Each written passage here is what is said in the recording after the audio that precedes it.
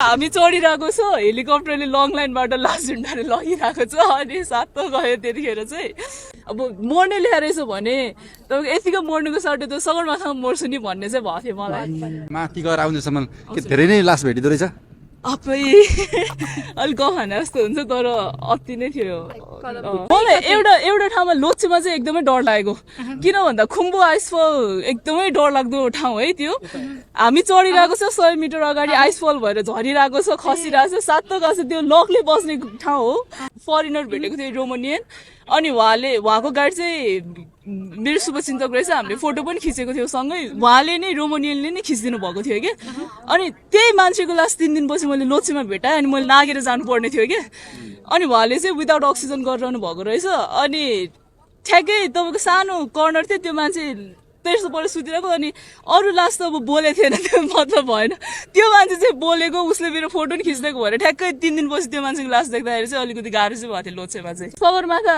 यहाँनिर छ लोच्छे यहाँ छ नुप्से यहाँ छ अनि क्याम्प 1 क्याम्प 2 क्याम्प 3 क्याम्प 4 हुन्छ होइन अनि क्याम्प 4 साउथ कोलबाट सगरमाथा जान्छ ठ्याक्कै यता लोच्छे फेस हुँदै जाने हो कि सगरमाथा चाहिँ चढियो आयो सोचेको पनि थिएन सगरमाथा चढ्दाखेरि एकदम गाह्रो भइसकेको थियो हाइपरथर्मिया मेरो सँगैको साथीको 3टा औँला नै फ्रस्ट बाइट भयो कालै भयो काट्नुपर्छ भनेर भनिरहेको थियो अनि धन्न थ्याङ्क गड मलाई चाहिँ के भने मेरो शेर्पाहरू एकदमै राम्रो पढ्नु भएको अनि आफूलाई चाहिँ किन अचिभ गरे जस्तो चाहिँ भएको थियो होइन तर त्यो एउटा आफ्नो अचिभमेन्ट बिसाउने पनि एउटा ठाउँ हुँदो रहेछ क्या जब म सगरमाथामा पुगेँ टुप्पोमा आफू त केही पनि भएन जस्तो लाग्यो कि अनि फोटो खिच्छु सबमिट फोटो खिच्छु भनेर अक्सिजन निकालेको त म त घुम्न थालेँ क्या त्यहाँ त अक्सिजन पुग्दैन नि त रिङ्गट लाग्यो अनि सकेन दाइ म त अक्सिजन निकालेर त फोटो खिच्न सकेन भने अनि अनुहार चिनेन भने त तिमीलाई त सर्टिफिकेटै दिँदैन भने क्या मेरो त आहा त चिन्छ नि दाइ भनेर म अक्सिजन लगाएर मैले सबै सबमिट गरेँ सगरमाथा चढ्नुभयो पहिला होइन अनि त्यस पछाडि तपाईँ कति तल झरेर माथि जानुपर्ने हुन्छ कस्तो हुँदो रहेछ कस्तो हुन्छ भन्दा तपाईँको सगरमाथा यहाँनिर छ लोच्छे यहाँ छ नुप्से यहाँ छ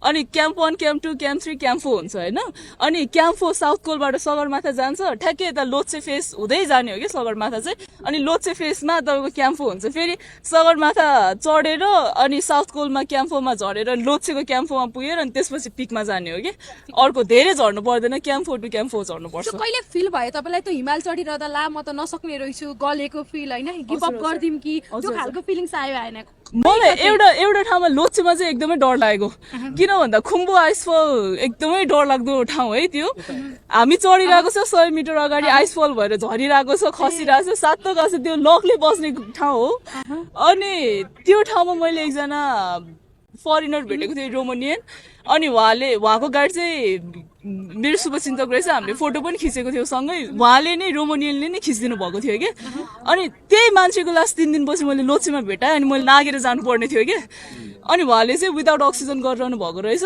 अनि ठ्याक्कै तपाईँको सानो कर्नर थियो त्यो मान्छे तेर्सो परेर सुतिरहेको अनि अरू लास्ट त अब बोलेको थिएन त्यो मतलब भएन त्यो मान्छे चाहिँ बोलेको उसले मेरो फोटो पनि खिच्दिएको भएर ठ्याक्कै 3 दिनपछि त्यो मान्छेको लास्ट देख्दाखेरि चाहिँ अलिकति गाह्रो चाहिँ भएको थियो लोच्छेमा चाहिँ तपाईँ टोटली माथि गएर आउँदैसम्म धेरै नै लास भेटिँदो रहेछ आफै अलिक गहना जस्तो हुन्छ तर अति नै थियो डर लाग्ने झन् त्यस्तो भयो होला हामी चढिरहेको छ हेलिकप्टरले लङ लाइनबाट लास झुन्डाले लगिरहेको छ अनि सातो गयो त्यतिखेर चाहिँ तर होइन अब सबैको हिँड्दा त अब यहाँ पनि त कति गाडीले हानेर मान्छेहरू मरेर हुन्छ स्कुटीमा मरेर हुन्छ टोयलेटमा चिपेर मरेर हुन्छ होइन रेसियोमा हेर्ने हो भने क्या अनि अब अफकोर्स त्यो भनेको त प्राइड हो नि त त्यत्रो ठुलो अग्लो ठाउँमा गएर आफूलाई समर्पित गर्नु भने मलाई चाहिँ अब मर्ने ल्याएछ भने तपाईँको यतिकै मर्नुको सट्टै त सगरमाथामा मर्छु नि भन्ने चाहिँ भएको थियो मलाई कसलाई एकदमै धेरै सम्झिराख्नु भएको थियो तपाईँले सगरमाथा चढ्दै गर्दा अथवा त्यो आउँदैन केही दिमागमा चिसोले जम्बी जस्तै हिँड्यो गयो तर एकचोटि जिन्दगीमा एकचोटि चाहिँ एक्सपिरियन्स चाहिँ गर्नु मन थियो किन आफ्नै देशमा भएको कुरा हो सगरमाथा भन्ने कुरा यति प्रिभिलेज छौँ हामी होइन अरूको देशमा भइदिएको डलर तिरेर हामी जानु पर्थ्यो जुन चाहिँ हामी सक्दा पनि सक्दैनौँ नेपाली पैसामा चढ्नु पाउनु भने एकदमै भाग्यको कुरा हो त्यही माथि सोध्छु भनेर पनि हुँदैन धेरै जाने रहरहरू थियो सगरमाथा चढ्ने रहर थियो तर अब पैसा हजुरहरूलाई थाहा रहेछ तर यति प्रिभिलेज छौँ कि नेपालीहरूलाई चाहिँ सस्तो छ गोराहरूलाई भन्दा र स्पोन्सरहरूले पनि धेरै नै हेल्प गर्नुभएको छ मलाई यसमा सबैजना अनि कतिजनाले चाहिँ भन्नुभएको छ कि कमेन्टमा स्पोन्सरको के अरे प्रचार गर्नु गएको जस्तो मेरो सपना पुरा गर्नको लागि मेरो हरेक पाइलामा सपोर्ट गर्नुभयो नि त उहाँहरूले, त्यसैले मैले उहाँहरूलाई थ्याङ्क यू त भन्नै पर्छ। अनि मैले सबै पोस्ट फर्स्टमा चाहिँ स्पोन्सरलाई प्रायोरिटाइज गरेर थ्याङ्क यू भनेको थिएँ कि, अनि त्यो पनि मिडियामा आइदियो भने चाहिँ मलाई चाहिँ आइदियो भने बेटर होला भनेर चाहिँ मैले यो कुरा निकालिहालेँ। सबै मेरो स्पोन्सरहरूलाई म प्रेस मिट पनि राख्छु एकदमै राम्रो वेल म्यानेजसँग, अनि सबै हजुरहरूलाई पनि इन्भाइट छ, 2-3 दिनपछि गर्छु होला।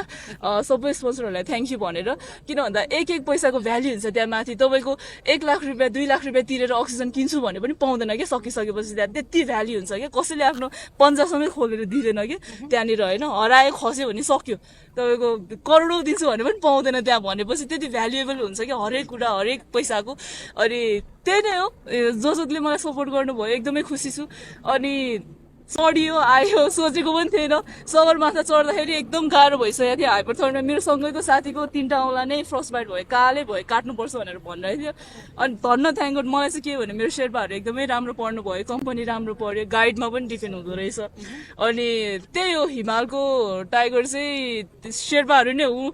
इफ मेरो शेर्पा दाइ नभइदिए भए चाहिँ म पनि सकिन्थेँ होला माथि। त्यो चाहिँ हो, शेर्पाहरूलाई चाहिँ हामीले अप्रिसिएट गर्न नै पर्छ। जस्तो तपाईँको चाहिँ गाला र ओठ चाहिँ फुटेको त्यो फोटोहरू चाहिँ हामीले देखेका थियौँ, त्यो बाहेक अरू चाहिँ तपाईँलाई केही पनि मलाई केही भएन। मेरो एकदमै मेरो झन् पक्का ठेट शेर्पा दाइ पढ्नु भएको थियो मेरो गाइड होइन, हरेक कुरा उहाँ त्यो माथि क्याम्पमा चुरो खाएर म अक्सिजन लाएर बसिरहेको थिएँ दाइ होइन। यस्तो मजाले मलाई हेल्प गर्नुभयो, कम्पनी धेरै राम्रो पर्यो, सबै केयर राम्रो भयो, मलाई चाहिँ अलिकति केही त्यो एउटा स्क्रच पनि भएन। ओके, जस्तो कि अब हिमाल चढेर आउनु भयो नि त, हिमाल चढेपछि के पाठ सिक्नु भयो तपाईँले? जिन्दगीको भोगाइहरू सबै म चाहिँ हिमाल नचढेर नै एकचोटि ट्रेकिङ चाहिँ जानु भन्छु सबैजनालाई। लाइफमा चाहिँ धेरै कुरा सिकिने रहेछ, आफूलाई धेरै कुरा गरे, धेरै कुरा सिके जस्तो लाग्थ्यो। अनि बुगिएको इन्सिडेन्ट पनि हजुरहरूलाई थाहा नै सबै कुराहरू होइन, हजुरहरूले यति माया गर्नुभयो, सपोर्ट गर्नुभएको थियो, सबैजना आउनुभएको थियो बुगिमा पनि, मलाई यसरी सपोर्ट गर्नुभएको थियो मिडियाहरूले। अनि गर्दै गयो, फेरि एक्लो मुभी पनि आयो, सोचेको जस्तो मुभी एक्सन मुभीहरू पनि भइरहेछ। अनि आफूलाई चाहिँ किन अचिभ गरे जस्तो चाहिँ भएको थियो होइन, तर त्यो एउटा आफ्नो अचिभमेन्ट बिसाउने पनि एउटा ठाउँ हुँदो रहेछ क्या। जब म सगरमाथामा पुगेँ टुप्पोमा, आफू त केही पनि भएन जस्तो लाग्यो कि। अनि आफ्नो अचिभमेन्टहरू पनि हुन्छ नि, त्यो आफ्नो त्यो एउटा सक्सेसको भार बिसाउने ठाउँ हुन्छ नि। अनि अब कसैले मलाई सोधेर तपाईँको सक्सेसको रेट चाहिँ के हो भने चाहिँ म चाहिँ 8,848 भन्छु, मैले त्यहाँ बिसाइरहेको छु कि। अनि जति म तल झर्दै गएँ होइन, त्यति आफूलाई त्यो हुन्छ नि सानो सानो सानो सानो, यहाँ आएपछि त कस्तो रित्तो फिल भइरहेछ कि। अब फेरि बिगिनिङदेखि स्टार्ट गर्नुपर्छ, अब के गर्ने होला त्यहाँ बिसाएर आइसक्यो होइन। अब त्यो मनको त्यो भारी कस्तो हल्लुका भएको छ कि, त्यो उडेको जस्तो पनि भएको छैन, आफूलाई झन् सानो फिल भएको छ। अनि हिमालले चाहिँ आफूको भनेर ठाउँमा चाहिँ ल्याउँदो रहेछ कि मान्छेलाई, आफूको भनेर चिनाउँछ। अनि त्यसपछि एउटा ठाउँ देखाउँछ। उचाइमा पुगेर आफूलाई चाहिँ कस्तो देखिँदो रहेछ? सबैभन्दा उचाइमा पुग्नु भयो नि त तपाईँ? हजुर, सबैभन्दा उचाइमा पुगेर आफूलाई हेर्दा चाहिँ कस्तो देख्नु भयो? आफूले एकदम ऐना थियो त्यहाँ है हेर्ने। अनि फोटो खिच्छु, सबमिट फोटो खिच्छु भनेर अक्सिजन निकालेको त म त घुम्न थालेँ क्या, त्यहाँ त अक्सिजन पुग्दैन नि त, रिङ्गट लगायो। अनि सकेन दाइ, म त अक्सिजन निकालेर त फोटो खिच्न सकेन भने। अनि अनुहार चिनेन भने त तिमीलाई त सर्टिफिकेटै दिँदैन भने क्या। मेरो त त चिन्छ नि दाइ भनेर म अक्सिजन लगाएर मैले सबै सबमिट गरेँ। म चाहिँ सकेन, त्यहाँ अक्सिजन निकालेर बस्नै सकेन। कति समय बस्नुभयो तपाईँ माथि? सगरमाथामा त बसेँ म 45 मिनट जति बसेँ। किन भन्दा एकजना चाइनिज केटी हुनुहुन्थ्यो, ट्याक्कै हिलारी स्टेप भनेको लास्ट इयर पनि त्यो कर्नेस भटेर मान्छेहरू बित्नु भएको थियो त्यो ठाउँमा। अनि त्यो चाहिँ रिस्क हुन्छ, धेरै भिड गर्नु मिल्दैन। अनि त्यहीँ एकजना चाइनिज केटी लडिदिनु भयो कि। अनि बिहोस उठ्नु भएन। अनि शेर्पाहरूले उहाँलाई चाहिँ रेस्क्यु गरेर घिसार्दै लग्नु भएको थियो।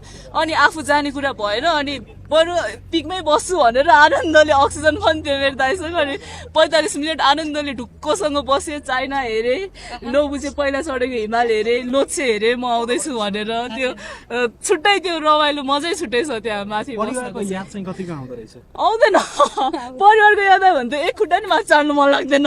मेरो घरमा आमा चिन्ता होला, बाउ चिन्ता होला भनेर क्या। किन त्यस्तो रिस्की कुरा हो नि त, बाटै बिसी तपाईँको डेड बडिजहरू छ, कोही रेस्क्यु गरिरहेछ, कोही हेलीमा लगिरहेको छ, कोही मान्छेहरूलाई घिसारिरहेछ होइन। अनि फ्यामिलीलाई सम्झ्यो भने चाहिँ जानु मन लाग्दैन माथि।